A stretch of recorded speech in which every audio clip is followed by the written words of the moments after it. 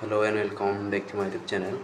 So today discuss about Horace Ars poetica about little overview. Okay. So first of all, welcome to all of you guys.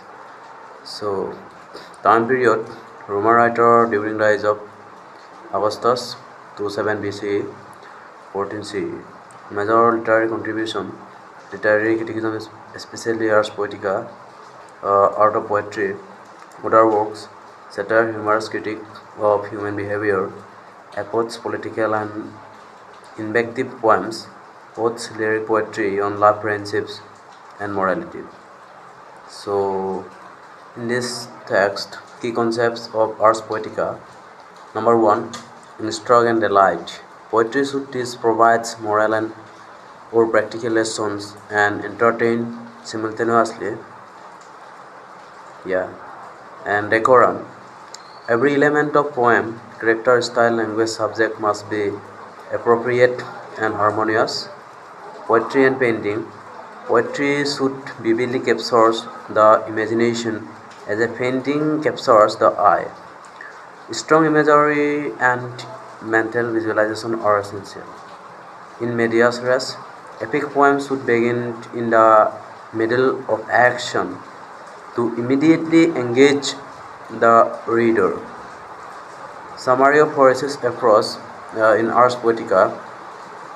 Horace blends practical guidance with artistic philosophy, emphasizing that poetry is both an intellectual and sensory experience.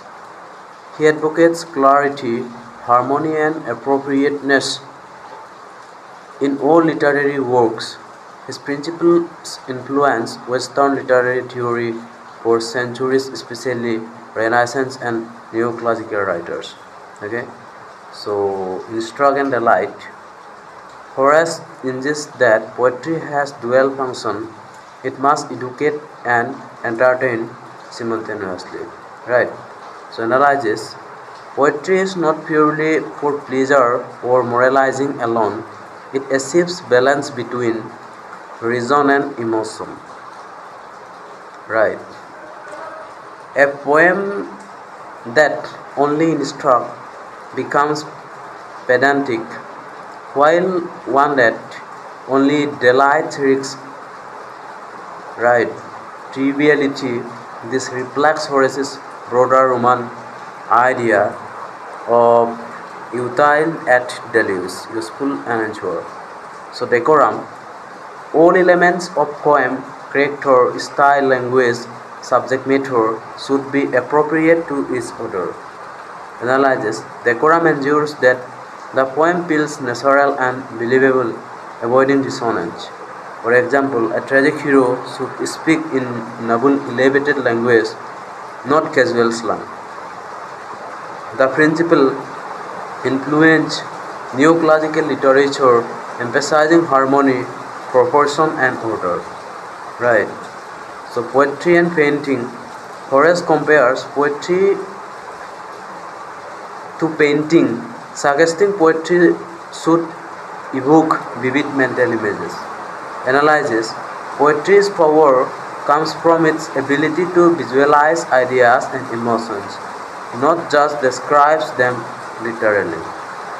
This creates a sensory experience for the reader where images linger like a painting. Modern parallels, metaphor, imagery, and symbolism in literature continue this tradition, right? In medias res, Horace advised epic poems should store in the middle of events. Analysis. Immediate action captures reader attention and provide dynamic pacing. Technique emphasizes engagement over exposition, making stories more compelling. It influenced epic storytelling from Virgil's Aeneid to later European epics and novels.